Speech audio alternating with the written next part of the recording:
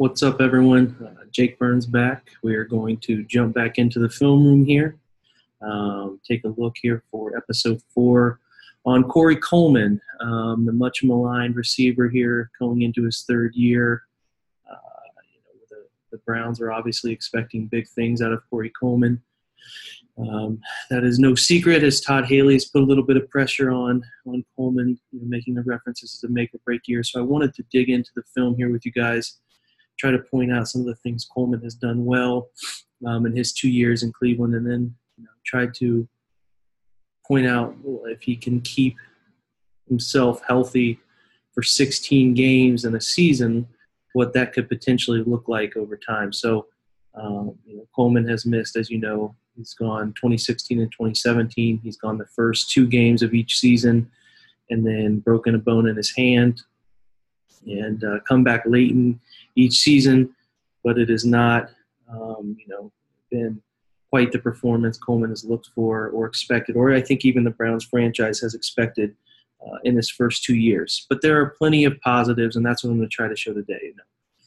Coleman's first 2 years were littered with Josh McCown, who did some really good things, but then he got hurt a little bit, banged up in 2016, and then Cody Kessler, Robert Griffin, 2016, 2017 was pretty much all Deshaun Kaiser. So it is no secret that he is looking to thrive here in year 3. Hopefully we see a return of Josh Gordon. Those two can duo together. But even if he doesn't, the arrival of Jarvis Landry will help him immensely, and I think he's just going to be a more mature player. So let's jump into what we're going to take a look at a little bit of his 2016 tape, intertwined with his 2017 tape, and try to point out some things. So we're going to take a look first at his 2016 deep shots down the field.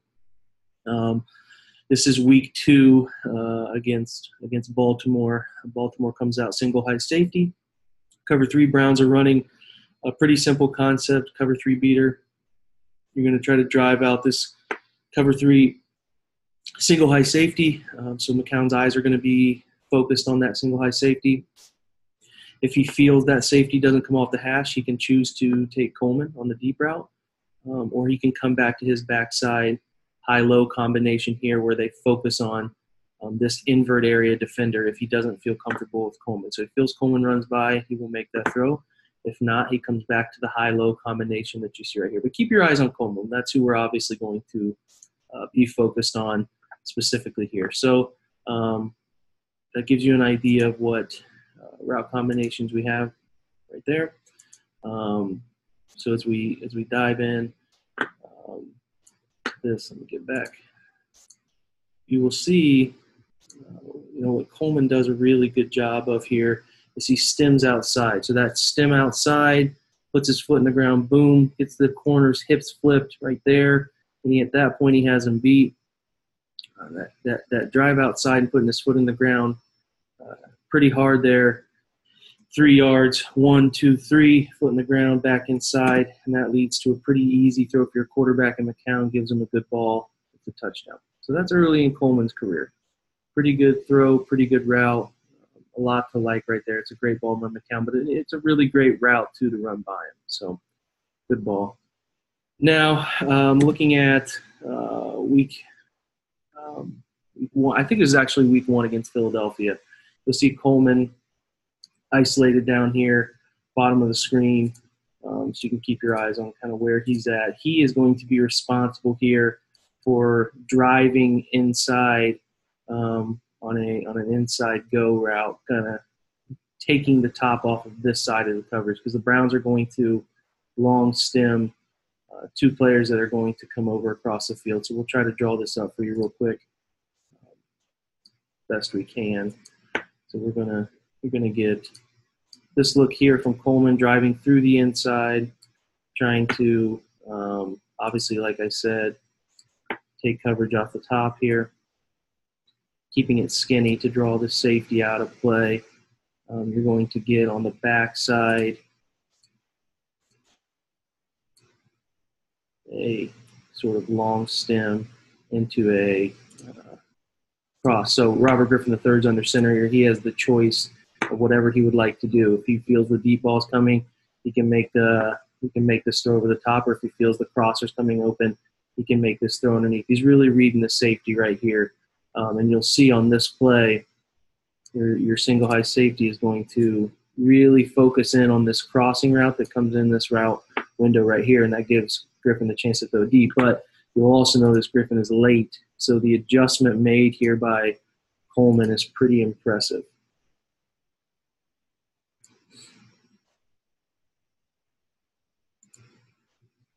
Okay.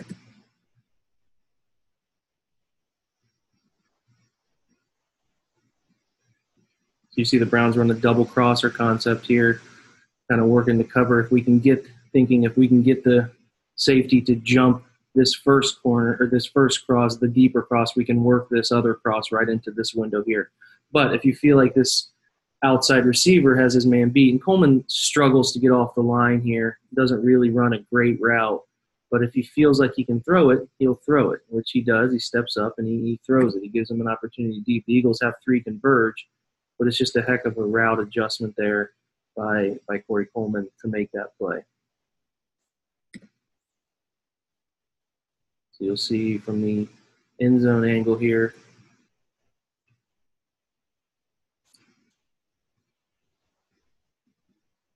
Griffin stepping up, moving it a little quicker here for time's sake. It's a really nice route adjustment there by Coleman at the top to make that catch. So those are your 2016s. What his enjoyable plays there before hurting his hand there. So jumping back in, we're going to take a look. We have one more from before the hand injury in 2016, and then we will also have one more from late in the year when he came back. So the Browns are in a little bit of a spacing concept here. Again, this is week 2. They're gonna send tight end immediately. It's a quad set, 5 wide. They're gonna run a tight end immediately to the flat. Settle Pryor here in this intermediary window. They're gonna put Hawkins right over the ball. They motioned out Duke Johnson, so they're gonna put him over the top. And then they're gonna put Coleman through the inside shoulder of his man, pushing vertically. So they're trying to put a bind on this play side safety right here. They're going to buzz the strong safety to the flat.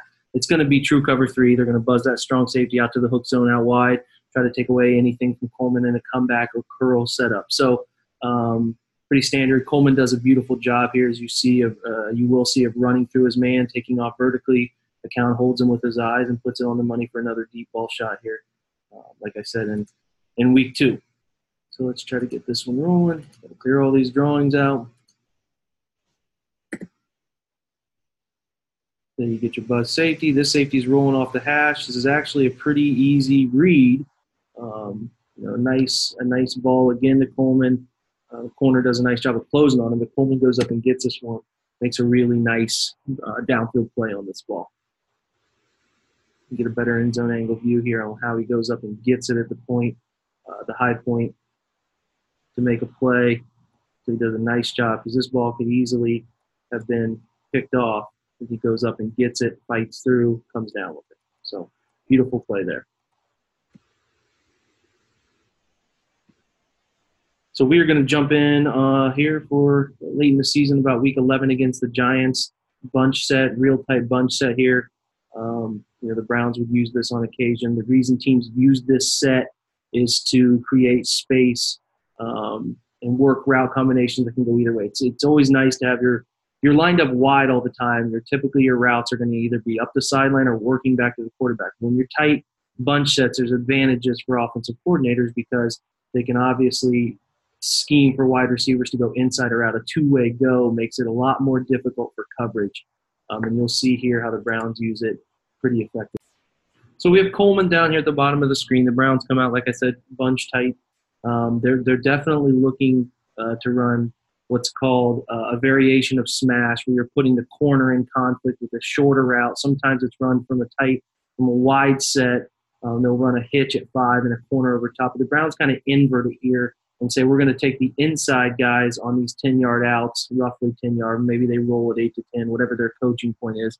We're going to take the outside guy on corner routes. Well, as you'll see here, McCown realizes blitz coming off his right side, understands how his protection works, so keeps, I think this is Barnage at that time, keeps Barnage in to pick up this hot. and then eliminates this side of the field. He decides, I'm coming over here. Let's see what we can process.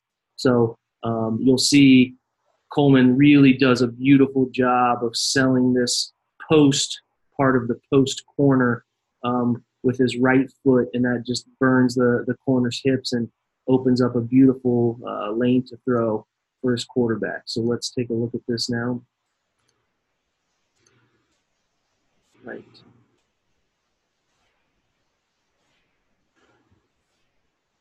So McCown, you see him realizing that it is going to be hot off that right side, keeps Barnage in. Barnage picks it up, back comes over to help. He's looking left because that's where he knows he needs to go.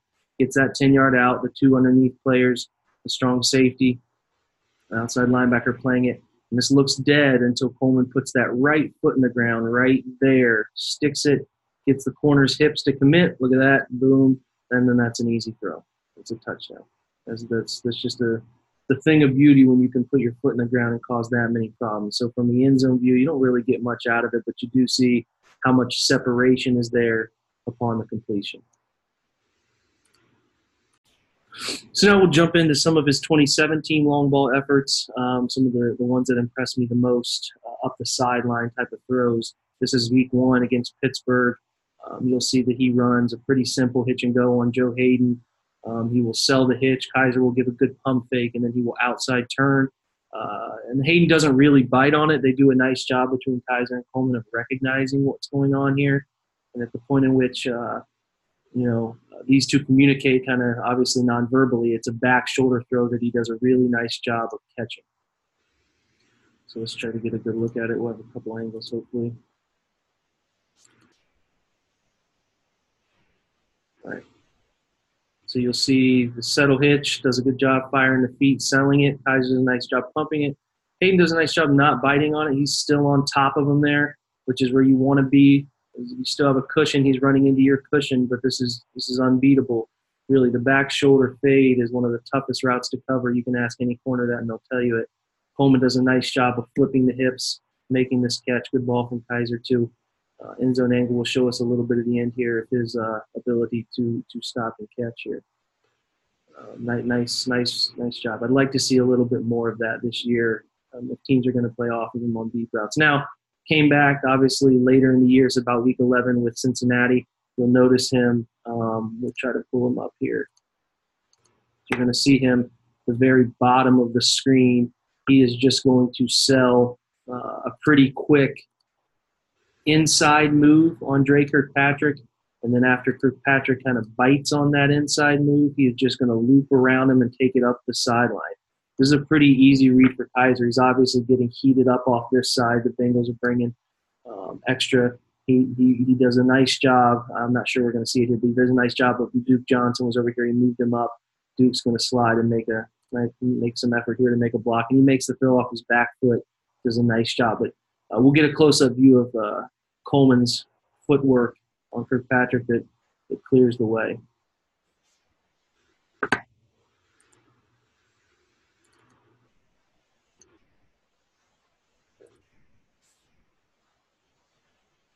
Bottom of the screen. That inside move, that sell, it makes it brutal for the corner, and he burns him pretty quick.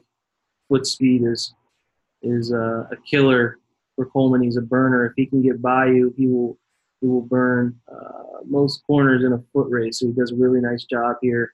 Kirkpatrick closes in after Coleman has to wiggle. So pay attention here to the feed firing right off the ball.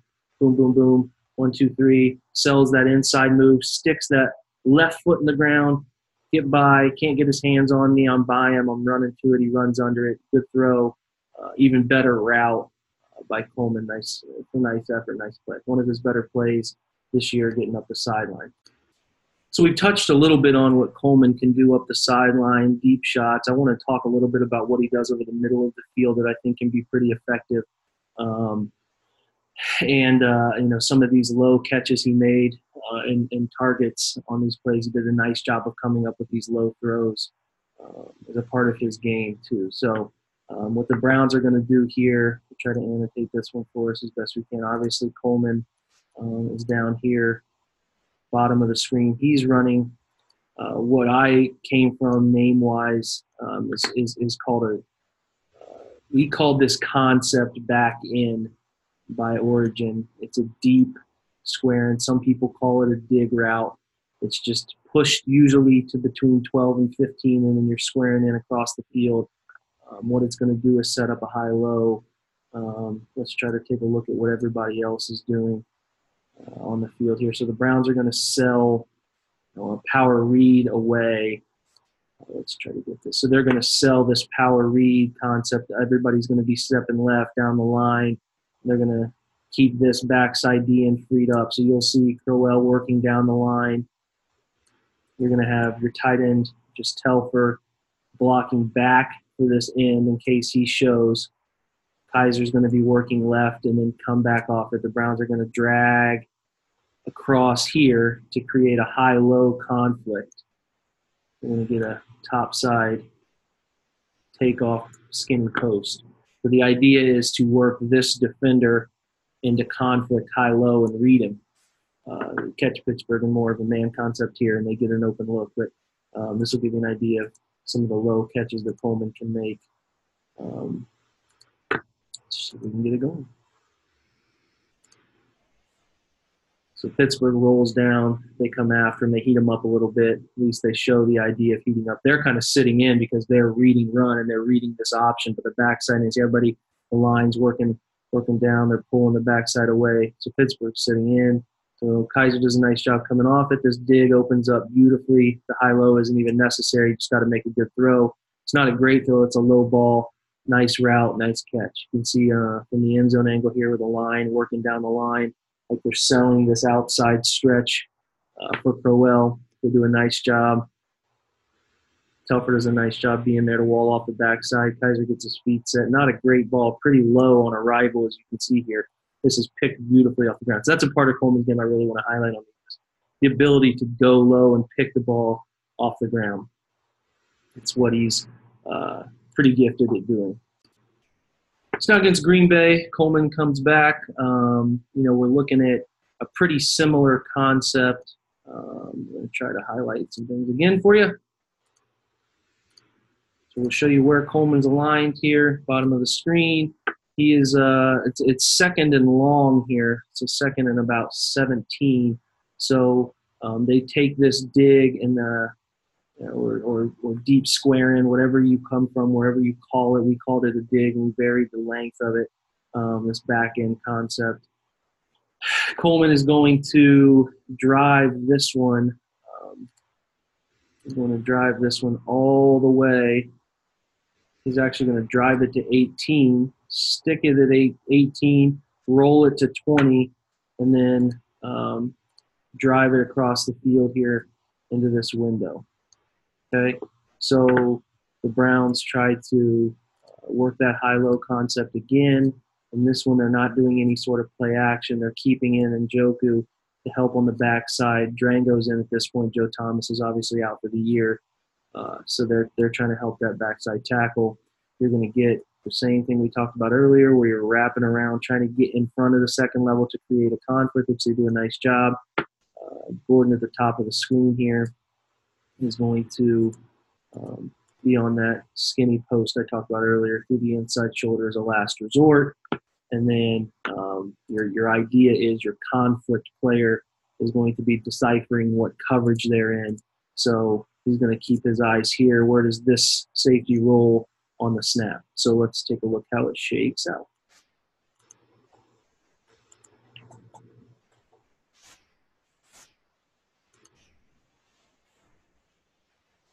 We're getting across, drawing away the invert player here. This too high safety, looks like they're rolling coverage here. Could be too free, or cover two on top, letting these safeties freelance. Could be true cover three. This could be your safety that's robbing the middle. Nonetheless, he's reading quarterback's eyes. This play side safety has opened his hips to be there for the deep ball. So he runs that dig. Kaiser makes a pretty good throw here. I'm not sure, based on what I watched of Kaiser this year, he needs to put it low and save Coleman from this safety. I had arguments on Twitter about this. Nonetheless, it works out that this ball is low, that it saves him from that safety, and he makes another nice catch. End zone view will show just how nice a grab this one is. But he does work this dig route really well, and it's a big part of his game, working that dig route, because going over the middle, he really has no fear, and he goes down and gets it pretty well at that position. So last example in this concept, the Browns obviously love. You'll see, if we can get this cursor to get out of the way, we'll try to annotate this one again for you. Coleman is going to be at the bottom of the screen. It's 3rd and long, 3rd and about 15. He is going to be down here. You will see him do what we have shown on the last few, where he is going to be driving, past the sticks. He will roll it past the sticks, and then he will dig it across the field. So that's going to be where he ends up. Browns will do what they have been doing, which is trying to high-low it. This kind of back-end concept. This time, a little variation. They're going to check. Duke is going to check. He's going to leak out. They're going to cross right here. And concept at the top of the screen, you're going to get Josh Gordon lifting off coverage, inside shoulder.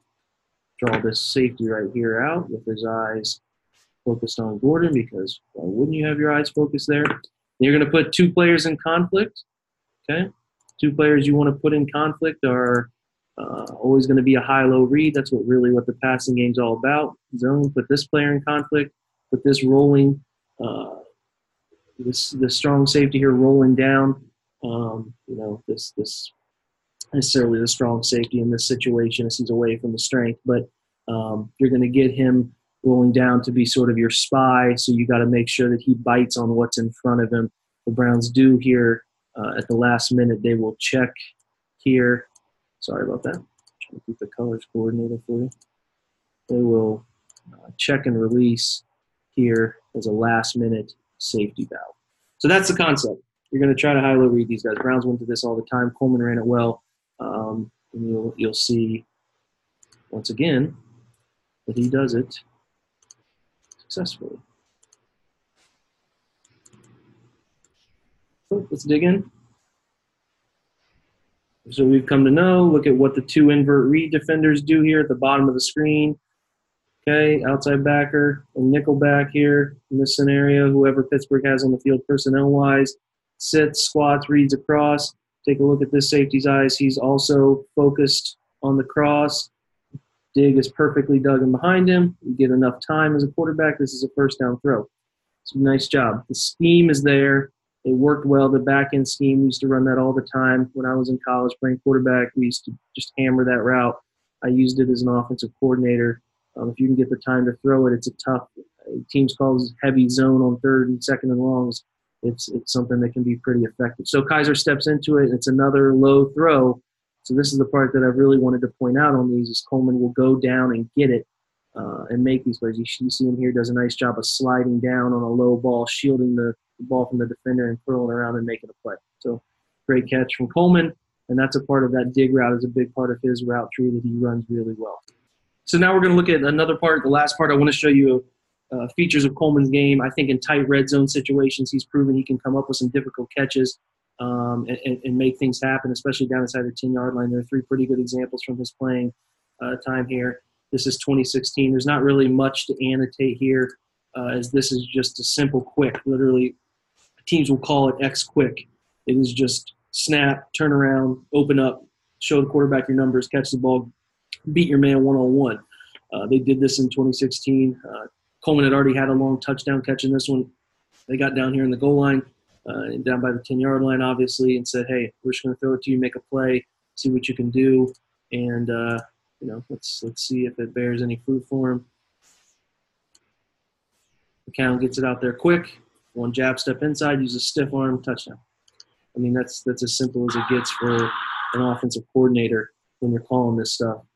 Can I get it to my playmaker's hands? Can he make a play for us? And you'll see, obviously, he makes a stiff arm, stays on his feet, keeps his hand on the ground instead of his knees hitting in for a touchdown.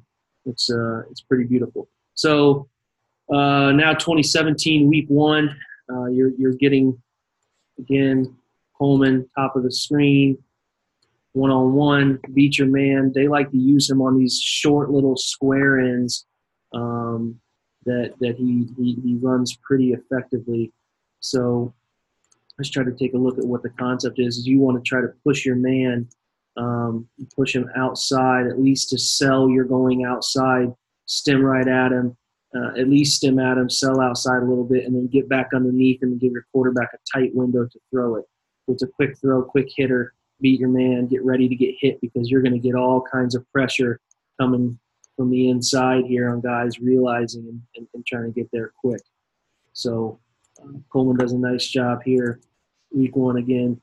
The Browns are running quads away to draw attention away, which they obviously do draw attention away. Sorry for that. They do draw attention away here.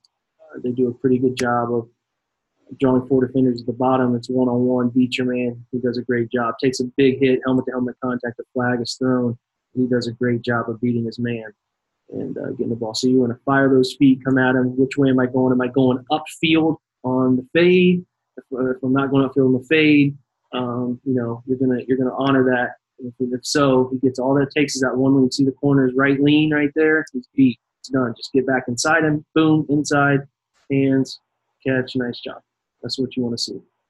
They're pretty easy. Now the Browns do a little rub concept here against Green Bay. Have the idea here being we got man-to-man. It's obvious man-to-man down here. You got Coleman at the top of the screen. You're going to send him on the exact same route he was on last time. So you're going to send him upfield and then drive him back inside underneath. Number two here inside says, I'm going to try to draw my man over top and just fire my feet and drive out. So your quarterback, that's your read. Which man beats his man pretty blatantly. So let's see how this one shakes out. Pretty easy read for a quarterback. Kaiser kind of holds on to it. This congestion happens out here. Kaiser kind of holds on to it, but he makes a good play eventually.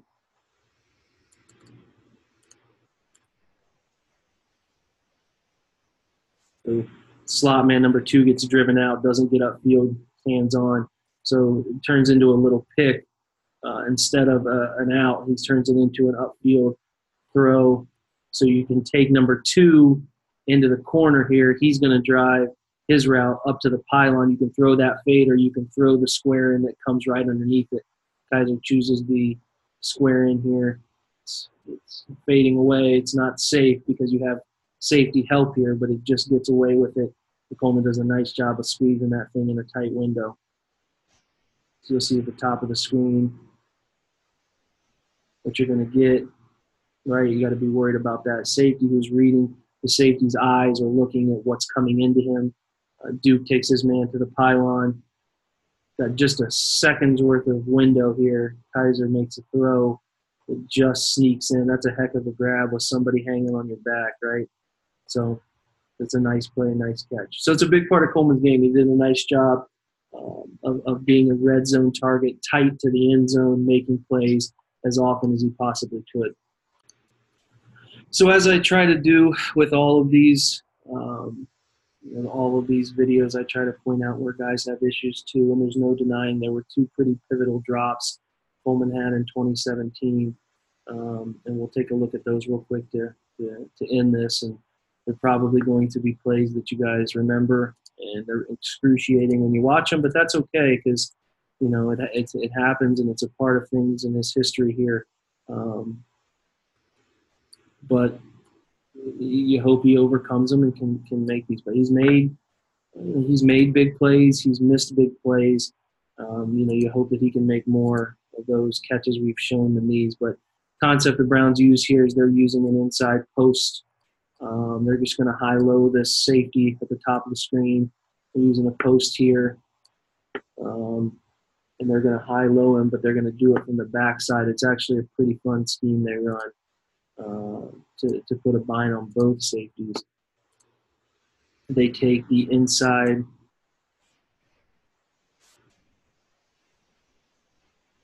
I can get this to come back correctly.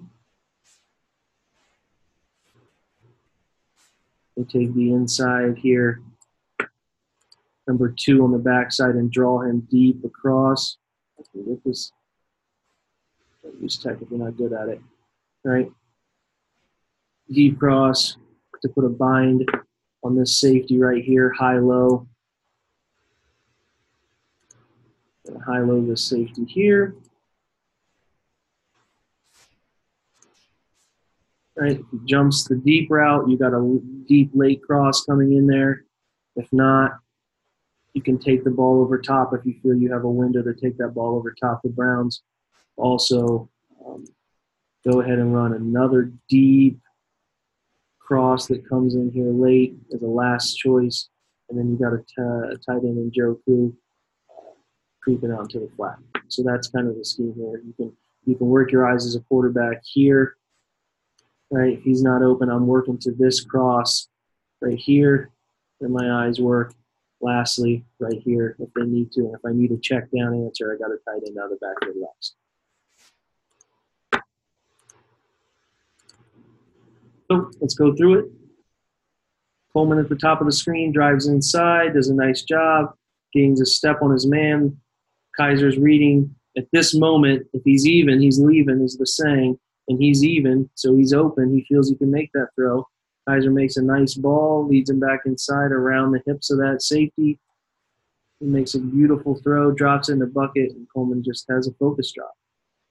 You'll see it here. He gets to the top. Nice little arm extension to get a little bit of separation. Safety's late arriving. It's right there.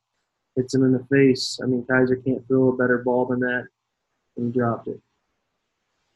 Week 17, this is the key drop that encapsulates a lot of the fan base's disgust with Corey. Corey, I've always said Corey kind of encapsulates what the fan base has endured in this losing streak. And this one didn't help anything.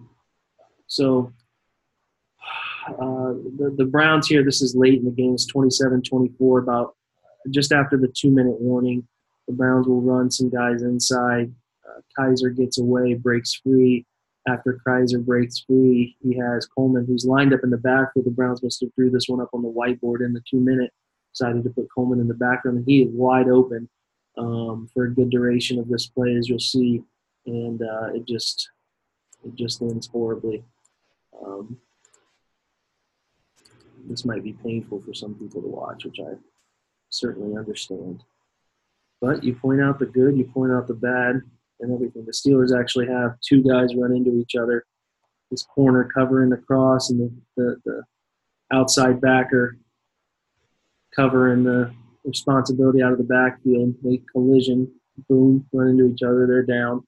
Kaiser gets out of it. There's nobody around him who can make this catch, possibly make a move and score, and that happens. And that's really the worst of the worst for Coleman in his season. So to kind of encapsulate where I'm at with Corey, I think Corey catches a lot of the fan base's anguish from 1-31. He was the guy that they traded down away from Carson Wentz and who they picked with that pick there in 2016 when they could have had a plethora of other high-end talents: Jalen Ramsey, Joey Bosa, Ezekiel Elliott. And Corey has had unfortunate luck over 2 seasons. Been very unlucky with injuries both years. He's played the first 2 weeks, been hurt, has come back, hasn't made a huge impact. His targets have not always been very good from his quarterbacks. If you watch each target each week, which I try to, there's not a ton that can be done. Usually if there's an opportunity for a play to be made, he will make it. Those 2 last clips were a couple of the poor plays he made all year.